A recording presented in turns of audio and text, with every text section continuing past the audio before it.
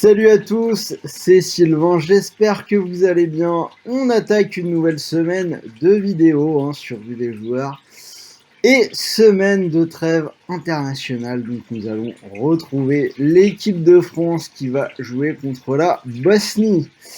Alors avant de commencer cette vidéo, j'aimerais vous parler de quelque chose. Vous en avez peut-être déjà entendu parler ou peut-être pas. Alors je vous explique tout.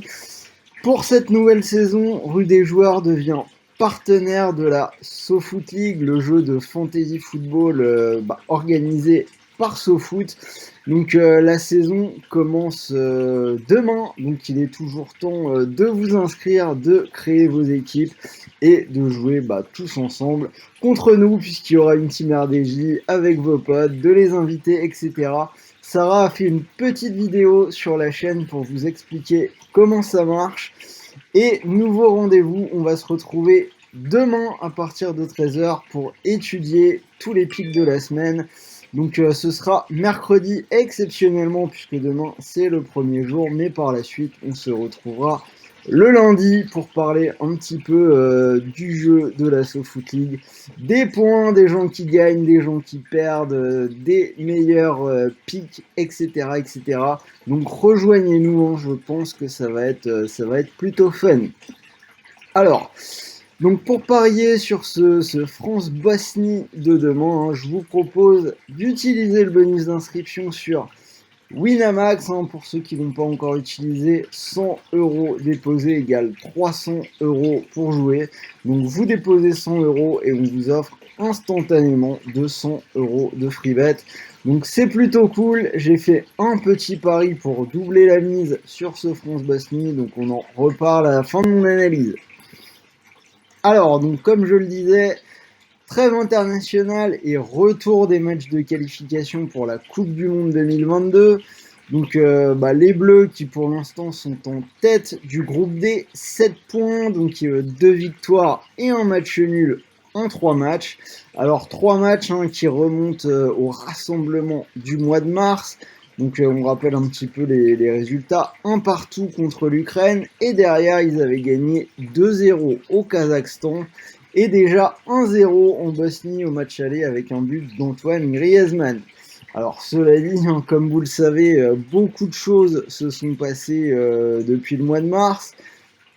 Donc ce match, c'est la rentrée des classes pour l'équipe de Didier Deschamps après le fiasco de l'Euro. Donc vous le savez, les Bleus qui partaient à l'Euro avec confiance, avec beaucoup d'espoir de réussir le doublé après être devenus champions du monde en 2018, et des Bleus qui sont tombés de très très haut avec cette petite élimination en huitième de finale contre la Suisse.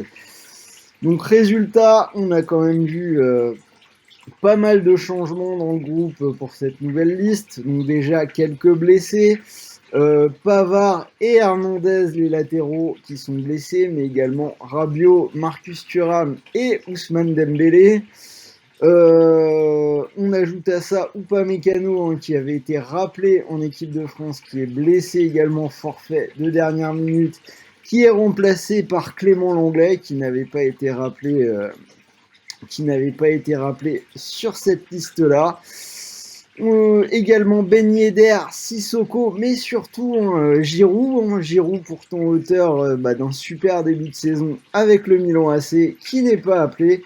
Donc il paye sans doute sa sortie médiatique avant l'Euro, on s'en rappelle, et les bonnes prestations de Benzema, puisqu'on va quand même dire deux mots avec cet Euro raté. On a vu des tensions émerger dans le groupe.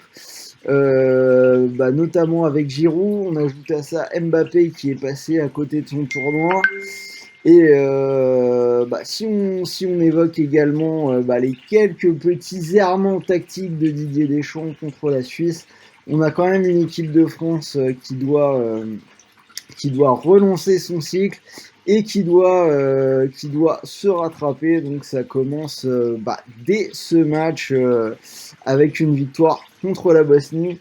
Donc c'est sans doute pour ça que Didier Deschamps a fait venir un peu de sang frais. Donc arrivé dans le groupe de Théo Hernandez, on en parlait déjà avant l'Euro, donc bonne nouvelle. Verretou, hein, le joueur de la Roma qui arrive dans le groupe, Tchouaméni qui est extraordinaire depuis quasiment un an, enfin un an j'abuse peut-être, au moins 6 mois avec l'AS Monaco, et Moussa Diaby qui fait un très bon début de saison du côté de Leverkusen. Alors, on va quand même dire quelques mots sur la Bosnie, donc une équipe qui n'a pas fait l'Euro. Leur dernière victoire remonte à la fin de l'année 2019, donc ça fait quand même un bon moment qu'ils ont pas gagné. C'est peut-être un match idéal pour l'équipe de France pour se relancer. Dans ces éliminatoires, ils ont joué que 2 matchs, donc match nul 2-2 en Finlande et défaite 1-0 contre les Bleus. Alors, c'est une équipe qui compte dans ses rangs malgré tout des joueurs de talent, comme notamment Pjanic et Dzeko. Dzeko qui refait un bon début de saison du côté de l'Inter. Il a marqué pour la première journée contre le Genoa. Mais malgré tout, cette équipe de Bosnie, elle a énormément de mal à marquer des buts ces derniers temps. Sur leurs 10 derniers matchs, il y en a 8 où l'équipe n'a pas marqué. Ils ont marqué seulement 3 buts sur cette période. Aucune victoire, c'est 6 défaites et 4 nuls. Des matchs où il y a généralement peu de buts, hein, puisque le moins de 3,5 buts est passé 8 fois sur les 10 matchs dont je parle. Donc niveau Paris, hein, bien évidemment, on va aller en faveur de l'équipe de France. Donc j'ai la victoire des Bleus à 1,17, cela dit pas très intéressant. Donc on va plutôt peut-être jouer les buts, donc j'ai le moins de 3,5 buts, ça devient déjà un poil plus intéressant. Éventuellement pour compléter en combiné, c'est 1,39. Et la France qui gagne sans encaisser de but, c'est 1,56. Alors, ce que je vous propose, c'est de faire un petit my match pour combiner un petit peu tout ça. Donc, si on fait un my match sur Winamax avec une victoire de l'équipe de France sans encaisser de but dans un match où il y a moins de 3,5 buts, ça fait monter la cote à 2,05. Je trouve ça plutôt intéressant. Et s'il faut choisir un seul pari éventuellement pour compléter en combiné, vous avez le scénario France ou match nul pour assurer, hein, parce qu'on ne sait jamais ce qu'ils peuvent nous faire. Et moins de 3,5 buts, c'est 1,48. Donc celui-là, je le mettrai pour compléter en combiné. Donc voilà, si vous utilisez le bonus Winamax, donc je le rappelle, 100 € déposés, 300 € pour jouer. Si vous mettez ces 100 € sur le My Match à 2,05, donc victoire des Bleus sans encaisser et match à moins de 3,5 buts, vous pourriez, si ça passe, encaisser 205 €. Et si malheureusement le pari est perdant, vous récupérez quand même 200 € de free bet pour continuer de jouer, donc c'est plutôt intéressant. Voilà, c'était mon analyse sur ce France-Bosnie de cette semaine. Je ferai bien sûr après le match les pronos des autres vidéos de l'équipe de France, les matchs à venir, hein, pour la fin de semaine. Dites-moi si vous êtes d'accord avec moi dans les commentaires. Si vous voyez la France s'imposer, si vous voyez une surprise, mettez-moi un petit pouce bleu, ça fait toujours plaisir et ça m'aide à développer la chaîne. Et pour le reste, on se retrouve demain en live, donc je l'ai dit 13h, pour parler un petit peu, vous développer la SoFoot League avec ça. En attendant, je vous souhaite de bons paris, de bons matchs, de bons gains. L'US Open en ce moment, donc je fais des petites vidéos sur Instagram, Telegram. Si vous n'êtes pas abonné, allez jeter un coup d'œil. Et moi, je vous dis à très vite. Salut à tous.